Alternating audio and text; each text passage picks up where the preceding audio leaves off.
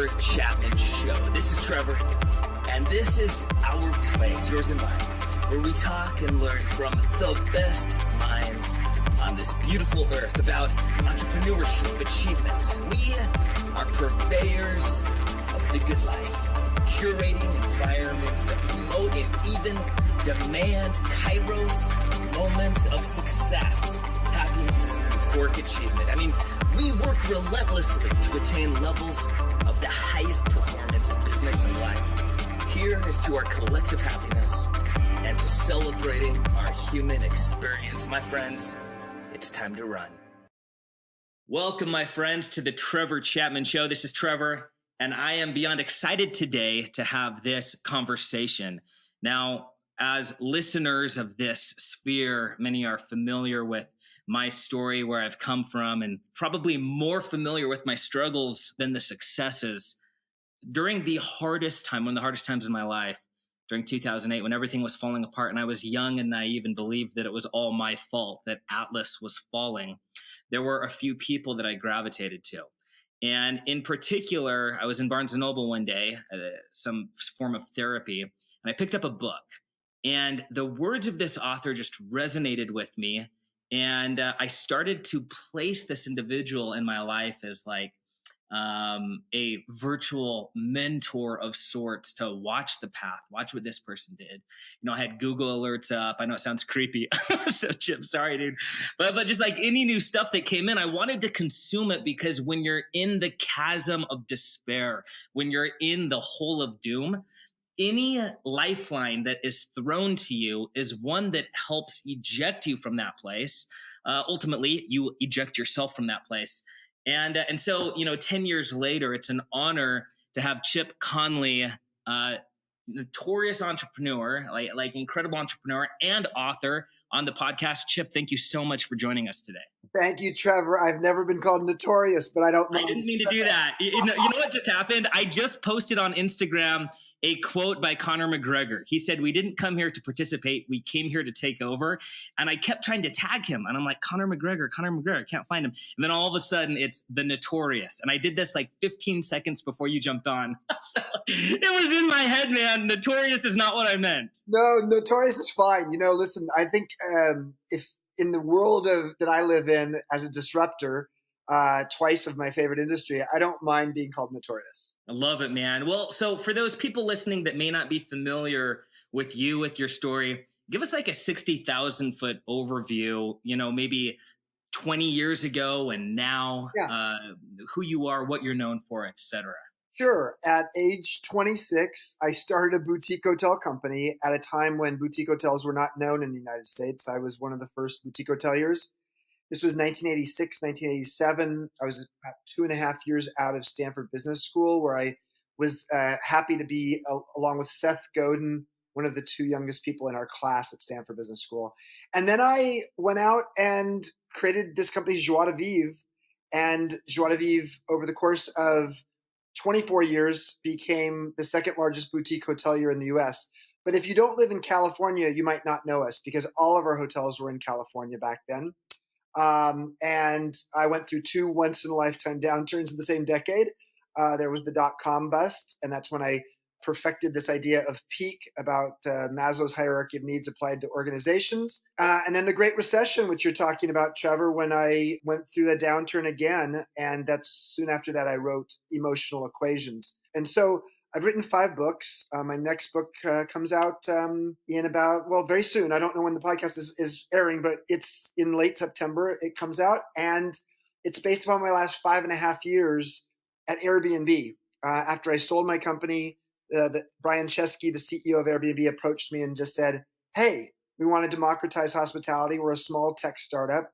Would you be my mentor? And could you come in and help create the strategy and run the hospitality business?" And that's what I've done. So was it fascinating that this group came to you and said, "Look, what you disrupted this large, well-established for many centuries industry, and we're going to be doing it now virtually online"? Like, what hit your mind in that moment? Because Airbnb hadn't popped yet. Am I right when they approached you? Yeah, they were growing, but it was very niche. I mean, it was more your age group, Trevor, than mine. I'm 58, or almost 58 now. I was 52 when Brian approached me. We were a small tech startup. If you look at how many room nights we've done now, about 1 to 1.5% of them had been done in those first 5 years. So it was a small company, but growing quickly. But I had no clue, to be honest with you. When I started a boutique hotel company, the establishment looked at us and laughed. Well, I was now the establishment looking at home sharing and saying, "Why would anybody want to stay in a home if you could stay in a hotel?" But I looked at some of the foreshadowing influences that gave me some confidence that Airbnb might have some momentum. They might be riding a big wave.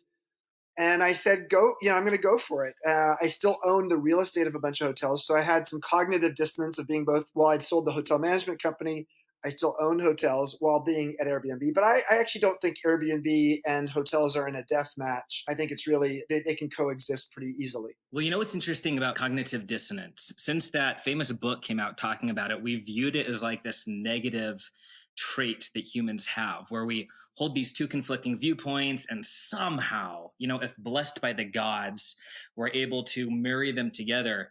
Sapiens, by the way, I love it. And it's kind of like a follow-up to Gunstrom and Still, which came out when I was in college. The author talks about how cognitive dissonance is the precise one of the critical factors that allowed us as a species to move beyond kind of the rustling down in the lower realm and rise to the top of the animal kingdom, the ability to carry two conflicting concepts and yet continue on with real life. And so it's one of those things now where I don't view it as negatively as I once did. Leadership and the Art of Self-Deception is the book I'm talking about. So did you really wrestle with this when you're like, man, I am the guy in, the establishment and I'm coming over here? Or was it just kind of like, oh, well, this will be cool? Like, was it really a wrestle for you? The thing actually, Trevor, is the thing that I thought I was going to wrestle about, I didn't have to wrestle too much. Within the first week or two, I could see, okay, there's a niche for Airbnb out there. It's a big niche, especially for extended stay lodging. The average length of stay for an Airbnb guest is twice as long as a hotel. But the cognitive dissonance I really had, and this is what I write about in my book, Wisdom at Work, was I was asked to come in as the mentor to Brian and to the full leadership team and be head of global hospitality and strategy. But a week into it, I realized I was the intern, not the mentor. I had never worked in a tech company. I didn't know that product was the software the application. I thought a product was the homes and the air, and the apartments. The language everybody was using didn't make sense to me. The first week I was in a meeting with a bunch of engineers and I was just listening. I was there just to try to understand tech lingo. And then the wizard, who's 25 years old, turned to me, like trying to be invisible in the meeting. And he said, if you ship a feature and no one uses it, did it really ship? And at that moment, I knew I was in deep ship because I didn't know what it meant to ship a feature. But bottom line was I was lost. And at that moment, I really had to sort of get clear that I'm feeling like I'm a mentor and an intern at the same time. And that's my definition of a modern elder, is that they are as curious as they are wise. So let's talk about that for a minute, this concept of being a modern elder. Like, describe it to us in depth. Sure. So the only way I could deal with my cognitive dissonance and accept the fact that, yes, in some parts of my knowledge, it was going to be valuable, and other parts were like disposable. It did not matter at Airbnb how many rooms a maid cleans in an 8-hour shift. That was fact knowledge that was frankly perishable as an asset. But my process knowledge was really valuable. And what is the difference between fact knowledge and process knowledge? Process knowledge basically means you know how to get things done. And generally speaking, it has a very strong organizational savvy component to it. And it has a really strong component of emotional intelligence. And one of the things that I learned over the course of my 4 years full-time at Airbnb, right, strapped to the rocket ship with the founders, was that they hired me for my knowledge, my industry knowledge. But what I really offered them was my intuitive wisdom based upon years of understanding humans. I think wisdom is really pattern recognition, and pattern recognition around humans is something you get better at over time. That's what empirical studies show. You can't improve your IQ a lot, but you can improve your EQ. So it was you utilizing many decades of EQ in the industry that really allowed you to contribute. Yeah, I mean, I think certainly there was no doubt I had know-how, I had know-who, I had people I could network the company with in the hotel industry, in the hospitality industry, travel industry, for sure.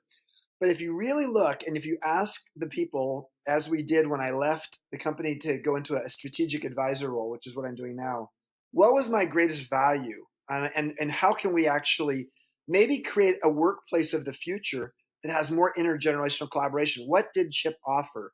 The top three things that people talked about all related to to EQ in some way.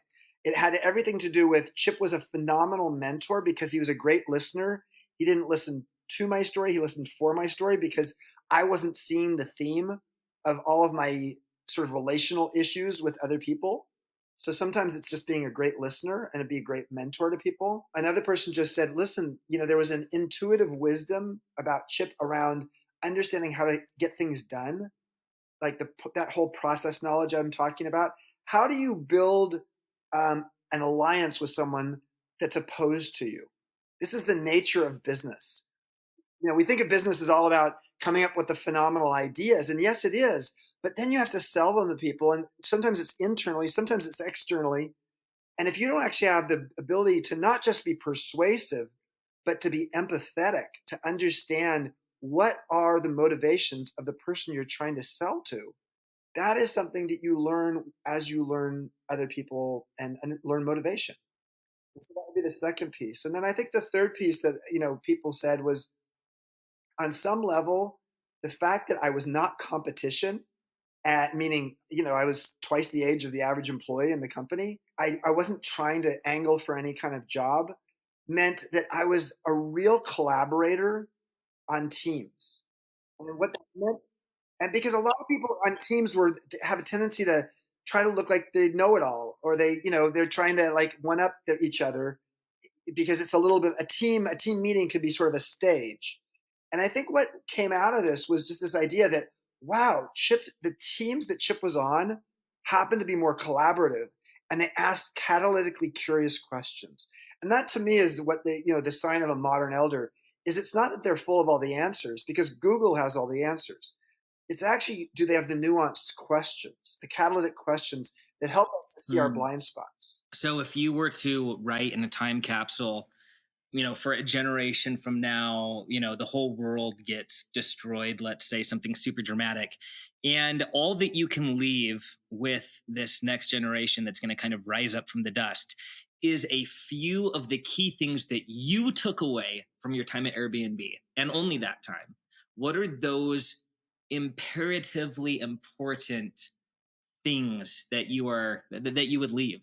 So one of the things I talked about in my book Peak, and actually part of the reason that I ended up at Airbnb was the three co-founders all read Peak, How Great Companies Get Their Mojo, from Maslow, and they said, wow, we want our company to learn from this.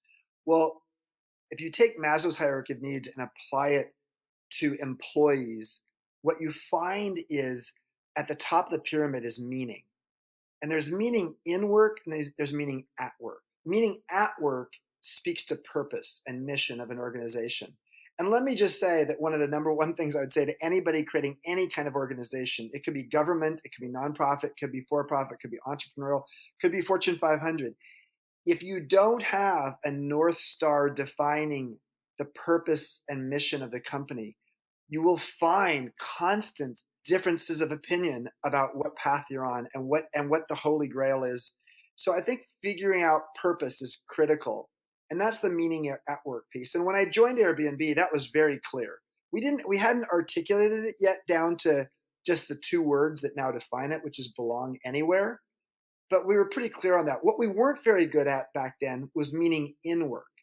And meaning in work means you see how the work you do actually impacts that noble purpose and cause.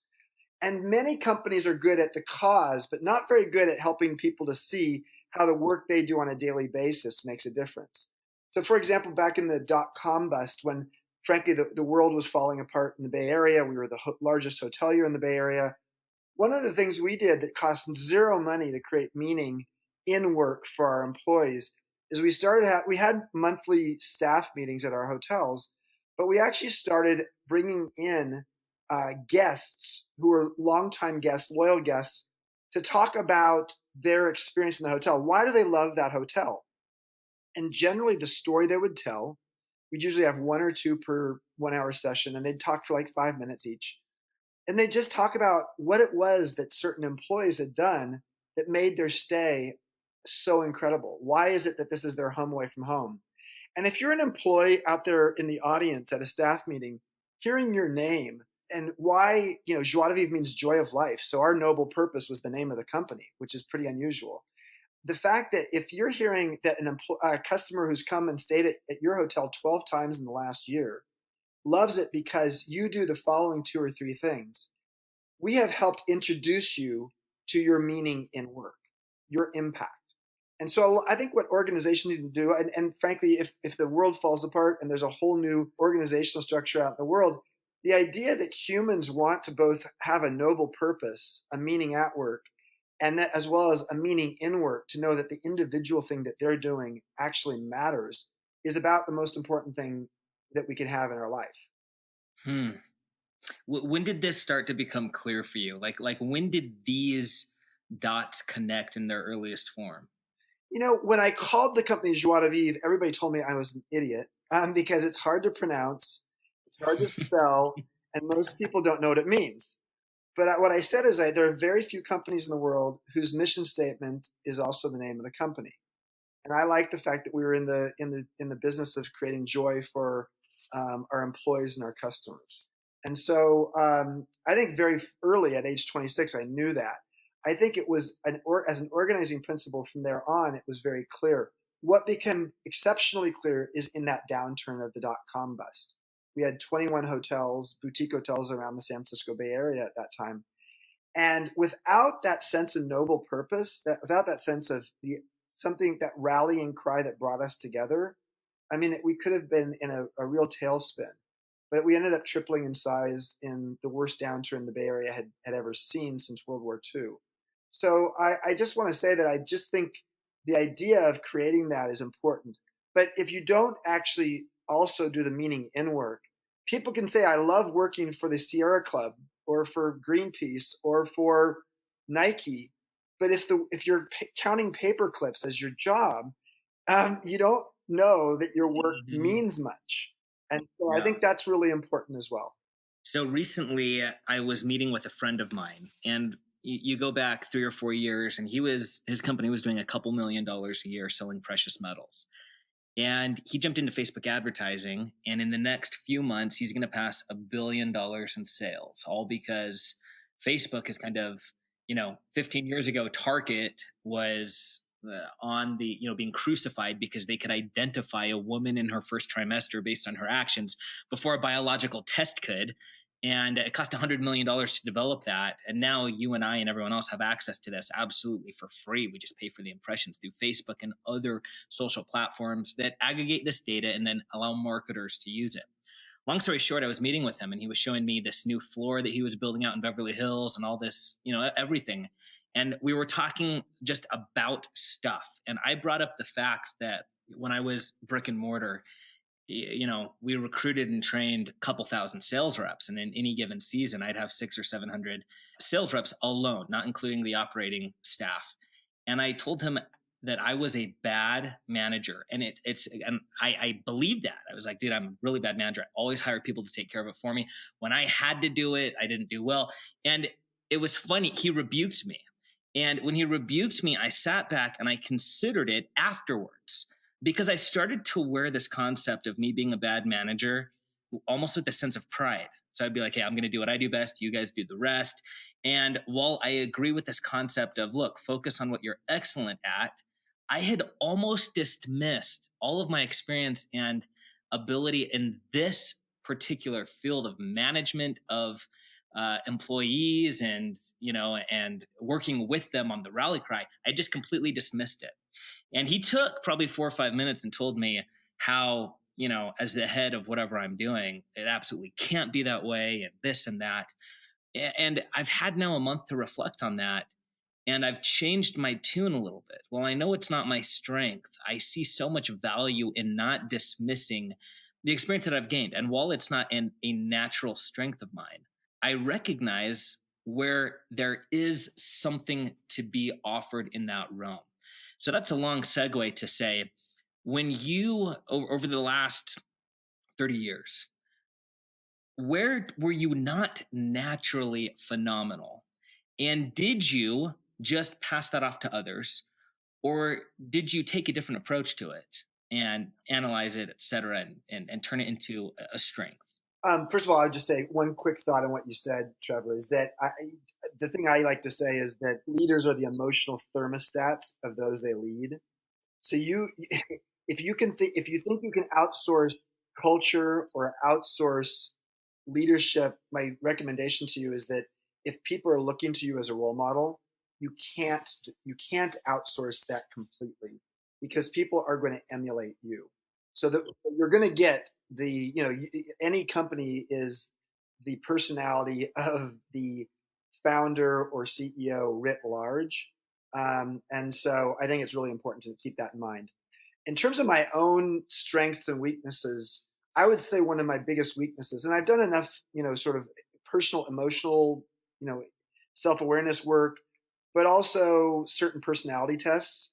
And I know I'm not very good at process. I'm not patient. I don't love logic. I actually love philosophy, so I don't mind logic, but I don't like linear. I like logic when it's sort of interesting and taking abstract and making it real. I'm not actually as much. I don't really love, being the chief operating officer, taking us from, making sure that the Swiss trains are running on time. That is not my forte. So what I tend to do is try to surround myself with people who can take my ideas and make them real in a sort of logistically efficient way. Now, it doesn't mean that I don't have conversations with them, and it doesn't mean I don't respect the work that they're doing. Absolutely, that's important. And I can go from being that eagle up in the sky looking down to being to swooping down and getting on the ground pretty quickly. But the thing that I don't like spending my time doing is creating processes. And the process is something that I'm just not. I will at best be at the 50th percentile. So it's not the best thing for me to spend my time on. So I tend to try to get a great chief operating officer, or my sister is my business manager. She's worked with me for 25 years in my hotel company, and then VP of administration for the hotel company, and then now in my own separate ventures. So I just try to surround, and she's the opposite of me. We're just perfectly opposite personalities, and that works. So I love that. So that's really solid. When you go out, when I was in service-based companies like security and solar, I rarely would hire people that had experience when it came to the installation or the service, because I found that they brought bad habits with them. And so we would just have our own robust training, because then they would come in and be open to the way that we did things. But I also recognized in doing so that we would always have a green staff.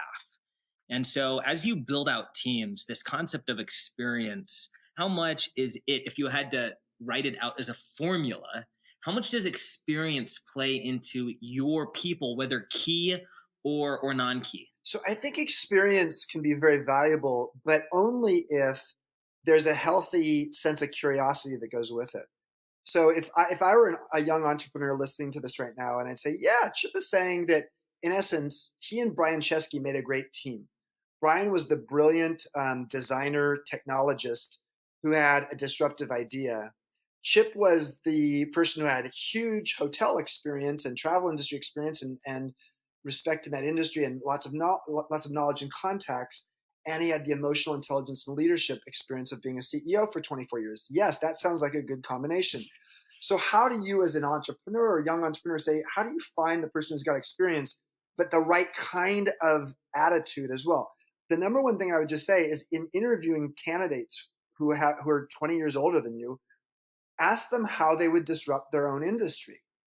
Ask them the stupidest things their industry currently does that 10 or 15 years from now, they probably won't be doing anymore. Ask them, what is it that frustrates them the most about their industry? Ask them about their biggest failures and what they learned from them. If the person answering those questions doesn't do a phenomenal job of answering those questions, probably not, this person doesn't necessarily have the kind of experience that may be catalytic for you. And I'm not saying this person has to be, just like a superstar, but they do need to be catalytically curious and be able to evolve their sense of what they know and edit their sense of what is important knowledge over time. So that's what I would just say is that, curiosity is the elixir of life, and curiosity is the elixir for creativity and innovation. If you're not curious, you're probably not going to be very creative or innovative. So I would just say that is probably the quality I would most want to look at in someone in midlife who you might be actually looking to partner with. So moving subjects slightly here, for many years, we know ourselves pretty well. At least we should, right? And for many years, I knew internally what my potential was. And so when I would grade myself on where I felt I should be or what I should have achieved, and then looked at where I stood, there was this dissonance that was just so radically harmful inside of me because from the comparison gene on and on, I would look around and I would see that delta, and that delta was painful. So in the midst of that, I kind of developed this concept, this saying that internally balmed the pain, and it was direction, not destination. And so what I would start to do is I would start to get up and focus on the direction I was going, not on the destination. And then I found that with that, there was this counter experience.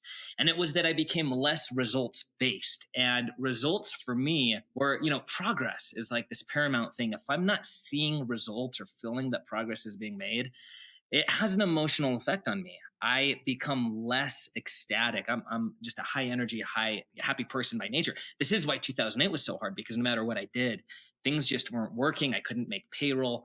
All of this stuff was going on. So recently, talking about this experience, I had Jamie Wheel on the podcast. I love Jamie. Yeah. Well, I was about to talk about flow, so I am clearly intuitive because I had no idea you were going to bring up Jamie. But go ahead. Awesome, man. Yeah. So Jamie, I was talking to him about this. We met in Croatia at a baby bathwater event, and it was just awesome. He was there with his kids, and everyone was jamming. There was no outsiders. It was really cool. But anyway, I said, what's one of those phrases that just really helps you? Because he talked about the archetypes that he associates with, and he has this grand quest. And it's something that maybe in his lifetime will come about, probably not, because it involves a tipping point of millions upon millions of people like minds. And he quoted the Talmud, and he said in there, it says, "We are not expected to complete the work, nor are we excused from it."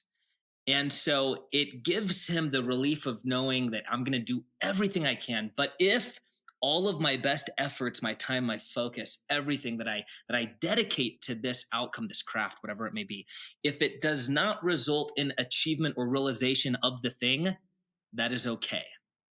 And I found that many high achievers, when I get people writing in after interviews or whatever on the podcast, this tends to be a subject that is painful, that this concept of achievement and the realization of results, especially when they don't occur.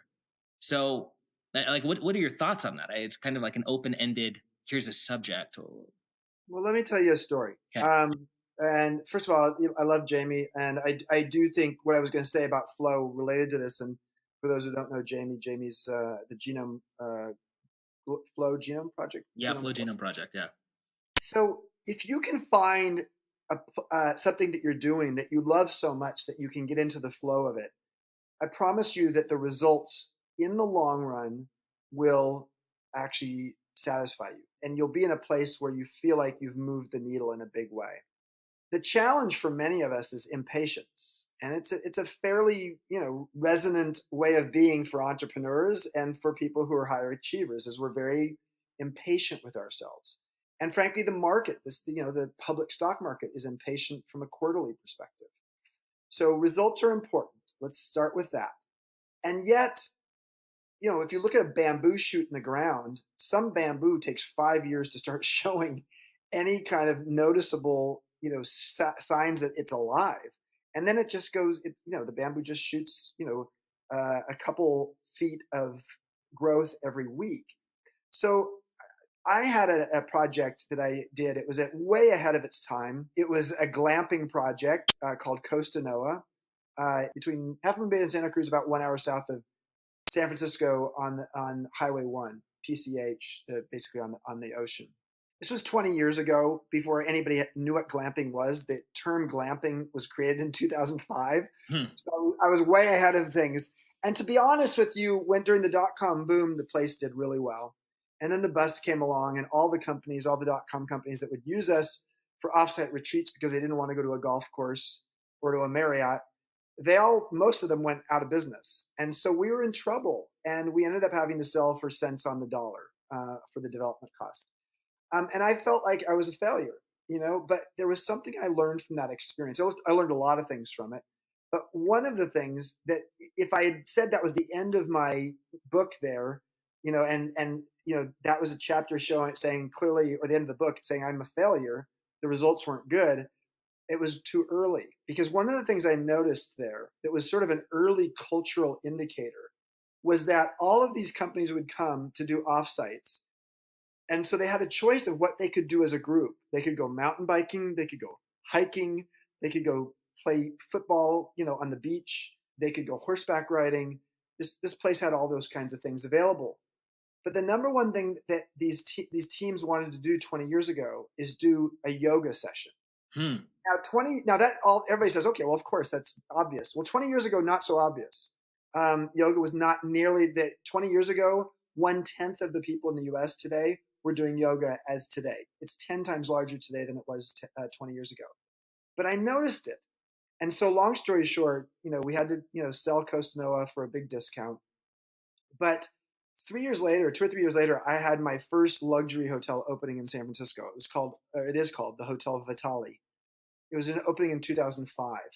And I had to convince my investors in that place, because I really said, you know what, I think this yoga thing is a long-term trend.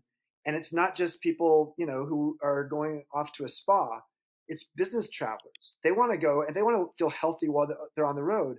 Wouldn't it be interesting if we had a studio up on the top floor, a yoga studio, where people could do a 1 hour yoga session for free before they went off and did their work for the day? And my investors thought I was like fucking nuts, excuse me, but they just thought I was crazy, because there was no example of a financial district hotel in the US or in the world that had a yoga studio on its penthouse level offering free yoga. Long story short is I got them to agree to it because it really fit the theme. I mean, the name Hotel Vitale speaks to vitality. The whole theme of the hotel was about, luxury naturally. How can you be, instead of having, luxury, chandeliers, it's like having natural materials and having a place that makes you feel like you're natural. You don't have to get all dressed up. And so long story short is we tried it, and within a month there was a line out the door, and the Wall Street Journal and the New York Times and LA Times had all written articles about how this new cool sort of bourgeois bohemian luxury business hotel had opened in San Francisco called the Hotel Vitale. And it became the most successful upscale hotel in San Francisco. And not just because of the yoga studio, but because of a variety of things. But the yoga studio is what was talked about a lot in these articles because it was a differentiator. So I guess the point of this is to say, sorry, the message here, but it really is to say, do not be impatient about what you're learning is giving you. You sometimes are going to actually learn an amazing lesson from a failure that's going to serve you later. So speaking about failures, at my pinnacle, like the biggest failure, I found myself on the fetal position late at night. I suddenly came to, because the internal savage ravaging of, not being able to make payroll for many dozen people had this external force on me. I remember crawling back, and like telling my wife, I was like, Case, I need your help right now. Like something's going on. Like I was experiencing this physical thing. And at that point in time, I wasn't prepared for it because I had grown up, I grew up in Guam. My dad was a diving and scuba diving instructor, then in Alaska, whale watching boat captain. And I grew up believing that happiness is a baseline that you just always have. And you chase one happy, fun moment to the next. And so when suddenly something of a large magnitude in my life was not conducive to happiness, it jolted me into this weird reality that I was not prepared for. And I'm so grateful for it now because what I've learned and how I've adapted and et cetera has helped me. But you, in the midst of your most poignant and painful moments, how did you deal with that? Oh gosh. Well, thank you. I mean, first of all, what a fascinating history you have, Trevor. Guam and Alaska. I mean, that's amazing. Yeah. Um, you know, my last book before Wisdom at Work, which is coming out now, was called Emotional Equations, and it really spoke to this idea of how do you get more emotionally more fluent about what's happening inside of you. And it was really the result of the Great Recession. So during the dot-com bust, we tripled in size during a very difficult time, and I felt like a gladiator. But when it came to the Great Recession, I didn't want to be running my company anymore, and I was shocked by that.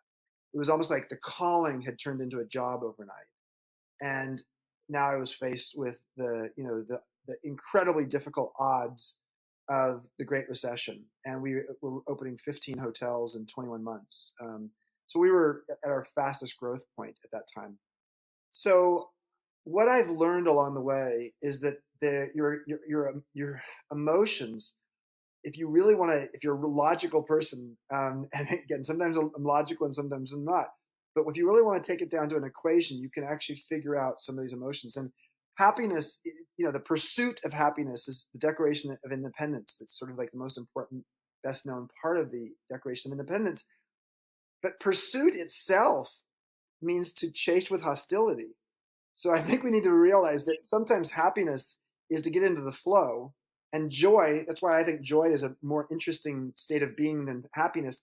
Happiness has a lot to do with circumstances. It can be very circumstantial. Joy is more inner. It's part of the reason I called my company Joie de Vivre. So in writing this book, Emotional Equations, I knew I was feeling despair. I had a flatline experience where I died on stage after giving a speech. I actually went unconscious for 5 minutes, and the paramedic showed up, and that's when I died, and I had to be shocked back to life.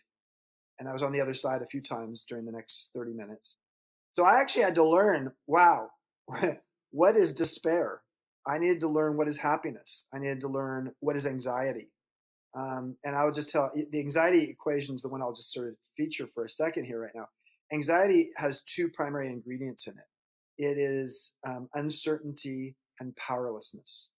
And it's not a plus sign. Anxiety equals uncertainty times powerlessness. The two together are combustible. So once you know that, and I have a whole chapter in Emotional Equations about with that equation about anxiety. Once you know that, you have to start looking at, what do you know? What is it that you have more certainty about? Because the truth is there's a lot of uncertainty in the world, but there's some things you do know. And you almost create a balance sheet of what is it that I don't know, what is it that I do know, and what is it that I am powerful over, and what is it that I'm powerless over. And once you can start actually taking it and putting it on paper, it actually takes it out of its free-floating anxiety place. So I would just say my summary comment on this one is emotions are messages to you. So, but they are not the truth necessarily. They are messages. They are messages that are warning signs in some of the negative emotions. And when it's a positive emotion, it's a reminder that this is stuff you like. So, but just know that that there's something underlying that. And there's is it true? A lot of times what's going on with an emotion is it's based upon an impression that may not actually be completely accurate, because the pair of glasses you're wearing are distorted in some ways. And that's why getting practical about it and getting it on paper can sometimes be a way to solve for it. So, Chip, I hope this isn't too personal, but after you quote visited the other side a few times, what's your belief framework now regarding whatever is metaphysical, like what happens after we die? What is this? Like, what is this thing? You and I are talking, but I could easily be a figment of your imagination, Yeah. and I mean, like, what is it? Are we in the Matrix or what is this? Well, what I can say, I actually had a fascinating experience a week ago. Adam Grant, well-known author, good friend of mine, has a nice big, beautiful blurb on the back of my book, Wisdom at Work. He reached out to me a week ago and connected me to a guy who recently had a flatline experience and was flatlined for 4 minutes. And I had this conversation with Matt last week, and it was really interesting to compare notes. And there's even a festival of the near-death pilgrimage in Spain that I think we're both going to go to someday. My experience is twofold. I'll talk to you about. One is, what does it feel like to be on the other side? Everybody has a different perspective. For me, it was the most beautiful thing I'd ever seen, and it was slow motion. I won't go into the details of it unless you want me to. But for right now, I'll just say it was a slow motion, beautiful vision of something that was happening with the most beautiful cinematography of a film. But it was frame by frame. It was something beautiful. But the thing that was most important to me as I came out of it, I'd come out of it and I'd say to the nurse or whoever was there, "Here's what I just saw," and then I'd go, I'd have another flatline experience, and I'd come back and say the same thing but the thing that was most noticeable as the legacy of it, what lesson is there? The lesson for me is that there's a sense of urgency in life that if you are, it's the seize the day kind of perspective, which takes me back to my impatience. But it's about a seize the day in a way that speaks to legacy. What am I going to leave on this planet that allows me to have comfort that even after I've left, I live on forever? And what I mean by living on forever is my influence, my impact, or something that I was able to offer continues to live on. This is part of the reason I've loved writing books. It's part of the reason, you want to have kids if you choose to. It's part of the reason why you want to maybe give a TED talk or give a talk or even start a little company and have 4 people in the company. It doesn't have to be a big thing.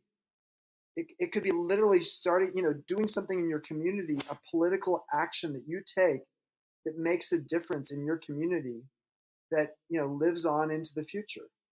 So that's, I think, the thing that I really got more than anything is the sense of legacy, the sense that, wow, I am what survives me. And that is, I'm quoting Eric Erickson, famous developmental psychologist there. But the truth is, that is, I think, the most important thing for us to realize. And the other thing to realize, and Laura Carstensen at Stanford Center for Longevity has proven this, a bunch of academics have as well, the less time you have in your life, the happier you are. It's a weird thing. The U curve of happiness shows that people start getting happier from age 50 on. And part of it is because they start learning how to be easier on themselves. Part of it is that once you sort of actually realize there's a finite amount of time left, you appreciate with a sense of gratitude every moment a little bit more. So interestingly, when I experience moments where I, potentially don't feel as powerful as I would like to, maybe I'm experiencing a moment of vulnerability or whatever, and I practice this with my kids. Let me back up. For me, consistent moments of experiencing otherworldly awe are very important for my grounding, for me not to be dissuaded by temporary circumstances. What do I mean by that? I have a little video that we put out, and we put out videos fairly often. And one of them talks about the fact that when you like stand, on the precipice and the horizon is out there, and I used to climb all the time. And so I related a lot to that. And the sunrise occurs or the sunset, and suddenly your retina is imbued with color and magnificence. So much and so beautiful is this magnificent vision that is this reality that we experience, that it fills you with this wonder and excitement to step back for a moment and really consider that those colors, the gradient across the mountain, the movement of the trees, that all that is tiny photons bouncing off of things and entering your retinas. Those colors don't exist. The vibrations of a symphony that really well you up in appreciation, those are simply nitrogen, oxygen, carbon vibrating through the air. That you and I, we create this in virtue of opening our eyes or listening, that without you, these particles exist. But the masterpiece that they are exists only because you have witnessed it. It removes me kind of from feeling like, oh, the whole world's falling around me, to saying, wow, this right here, I am witnessing this. And what blows my mind is that as a collective, we can witness it together. This almost illusion, right? That we have become so far advanced in these beings that run around on this sphere that we can not just experience a sunrise and a sunset, but then we can recreate it. I'm reading the biography of Leonardo da Vinci right now by Walter Isaacson. I've read every book in the English language that has ever been written about Leonardo da Vinci, and this one is by far the most incredible. And to conjure up emotions and then portray them on paper, and then me 5 centuries later to look at it and still experience potentially the same emotions and the raw excitement that he experienced when he viewed it, and the owners of his diaries now, all of that just allows me to recognize that the powerlessness that sometimes we are brought up to feel because of the culture that we have around us and other things is a falsehood, that it is not true. That awe, I wish it was more prevalent. We almost have to curate moments of awe. We have to create them. Otherwise, they're so fickle in when they appear in our lives. Well, Trevor, can I step in for one? Yes, please do. Dr. Keltner is like the world's leading expert on awe. He's a good friend of mine. He's teaching at our Modern Elder Academy in December, and he's at the Greater Good Institute at UC Berkeley. When you talk to him and you really understand what is awe, what I've felt is like when you're a kid, when you're a child, you have a sense of wonder. And yet when you get older in life, you often have a sense of awe. And you can have that at any point in your life. But the truth is, frankly, during sort of 25 to 45 or 25 to 50, we often put blinders on just to get through life. And therefore, you have wonder young in life, you have awe later in life, and in the middle, you have monotony. And so I totally agree with you. Awe helps us see our small part in something bigger than ourselves. But in Da Vinci's awe, it helps you to see the awe of talent, the awe of mastery, the awe of your desire to actually figure out how to apply your mastery in your own life in ways that are going to be awe-inspiring to someone in the future. And so I think it's, awe can have two different effects. One is to make you feel really small in a good way, because that's helpful. It's helpful to have our ego shrunk occasionally. And then helpful in making us feel very large in the impact we want to have, as the Da Vinci story you've told is. So I really think, yes, getting out of our own crap. I mean, part of the reason people go to Burning Man every year, I'm on the board of Burning Man, and you're probably thinking, does Burning Man actually have a board? Because an anarchist. But I was one of the founding members of the nonprofit board for Burning Man, and I love it. And although I didn't go this year because of the book tour stuff, but long story short is what Burning Man is about and why people love Burning Man and why people love connection with other people in real life, the IRL experience as opposed to the URL experience, is collective effervescence. And collective effervescence is a term that comes from Emil Durkheim from over 100 years ago, studying religious pilgrimages. And the religious pilgrimages taught him that when it's really at its crescendo of awe is when people have an evaporation of their separation, an evaporation of their ego. And what comes in its place is communal joy. And so, I think sharing awe, having awe experienced by yourself is remarkable. Having it with a collection of other people is not a arithmetic equation. It's a multiplicative equation because it makes it even that much more huge. Yeah. So Jamie on the podcast, he talked about units of stoke, referring to the collective effervescence. And he's like, if you do something solo, you get, say, 100 units of stoke. You share it with one person, that you like, and you get 200. You share it with 100 people, and now you've got 1,000,000,000 units of stoke. And I just love his use of vernacular there. When you were talking about the pursuit and how that is, what was the definition To again? chase with hostility. I gave it. Okay, so it recalled in my mind this phrase by Dostoevsky. And so I looked it up, and I had posted it actually not long ago on Instagram. So it was in my photos. I want to read it real quick because it's interesting.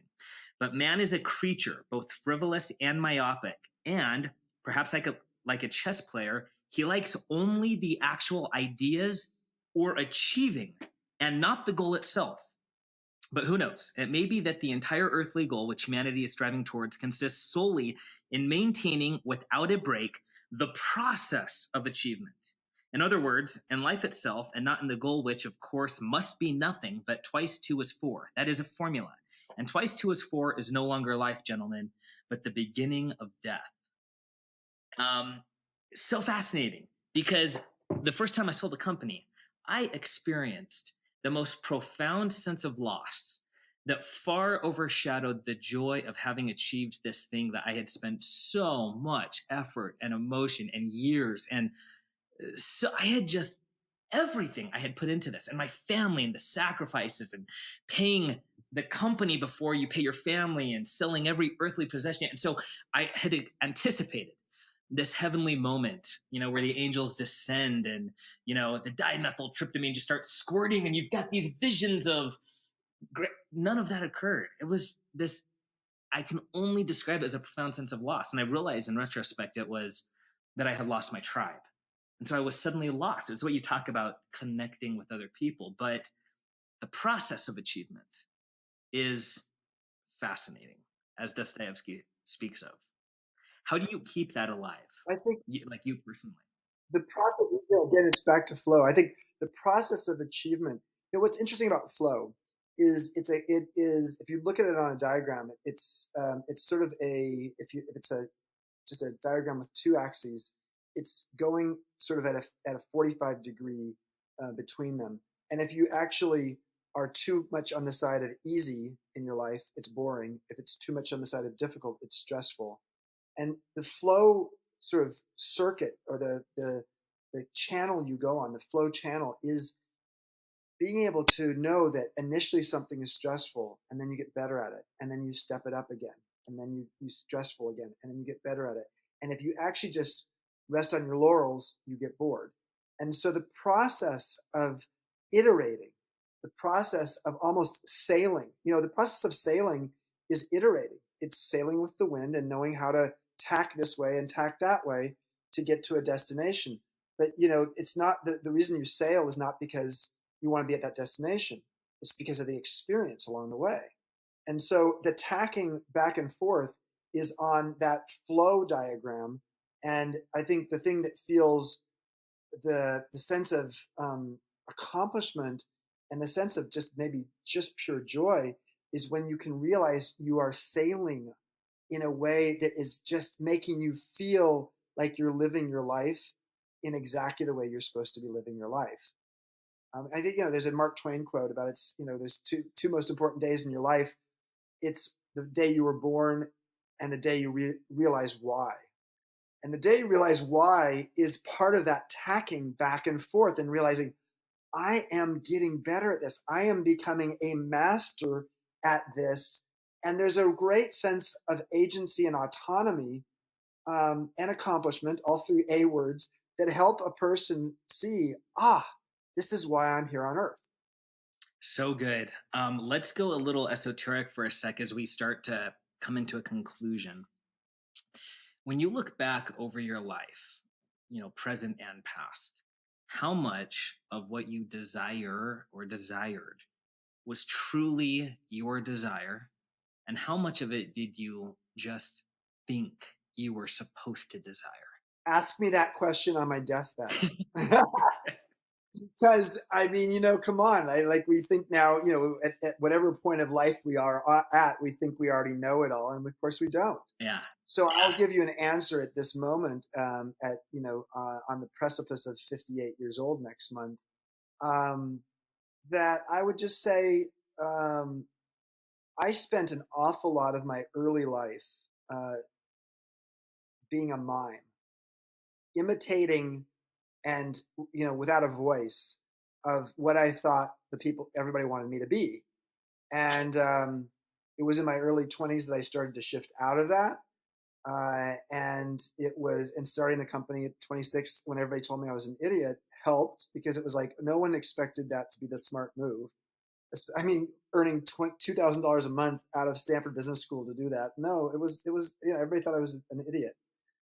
But I think, what I have found over the course of life is when you can tap into your intuition and create that process knowledge and that pattern recognition of when you're that voice inside yourself, and that channeling of the genie that Liz Gilbert talks about in her 2009 TED Talk. When you're able to take in what's inside of you, that intuition that feels right, and combine it with what the world's collective consciousness wants to have come through you, that is when you know that you are on the right path. And that sounds very metaphysical, but you sort of started with a question that took me in this place. And if you don't know what the hell I'm talking about, it doesn't mean you're never going to get there.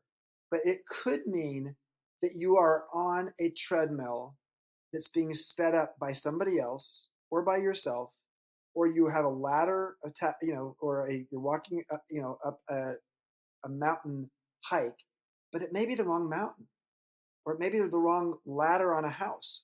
So the thing I just would say is taking time to reflect, taking time to be vulnerable and talk with a best friend or somebody who is a really good, curious soul who can ask you good questions. These are the kinds of things. Reading some good books that help you get in touch with something deeper inside of yourself. Going to a deep workshop somewhere that feels a little bit vulnerable for you. These are the things that help you get clearer on the external and the internal antenna that to me ultimately help you understand why you're happy. I am now a social entrepreneur creating a modern elder academy in Mexico and elsewhere around the world. But I was a for-profit entrepreneur for a long time and I loved it. But now this is what I'm supposed to be doing. And I'm hearing that both internally and externally. Chip, you're incredible and an asset to so many people. So thank you so much for sharing your experiences, your wisdom, all of that. Tell us about your new book, where people can find it, what they should do, and where they can find you online, and the best way to engage with you potentially. So probably the best way to just get the full range of who I am and what I'm doing is to just go to chipconley.com, CONLEY. You'll see 3 components to that site. My personal site with lots of speeches I've given. You can watch those, find out what's up. My blog is there as well. Then there's a section on wisdom at work, the making of a modern elder, which is my story of being at Airbnb, but also the idea of how do we create more of a new generational compact with 5 generations in the workplace at the same time, and how do we help people in midlife feel like they are an elder in the making and that's valuable in the world, especially if we pair them with young people who could use some of their wisdom. And then the third piece is the Modern Elder Academy, which I've mentioned. So that's all there. I write articles on occasion. Just started doing it a few months ago, and it's been fun to see how some of them blow up. I had one blow up within 5 days to about 510,000 people who read it. So I was like, okay, this is fun. That's on LinkedIn. So I write those on LinkedIn. So you can look at my LinkedIn profile and see me there. And I'm on all the obvious places of Twitter and Facebook. I've dipped my toe in the water on Instagram, but I'm not so good at it yet. I have a long way to go on that one. But those are some of the places you'll find me. Thank you so much, Chip. Hey, in a couple months, if you're down, let's swing back around and have a follow-up. Once the book comes out, once questions from the audience come in, are you amenable to that? You got it. I love it. Awesome. So maybe 60, 90 days out. Chip, thank you so much. Audience, thank you. We will see you again tomorrow on the Trevor Chapman Show.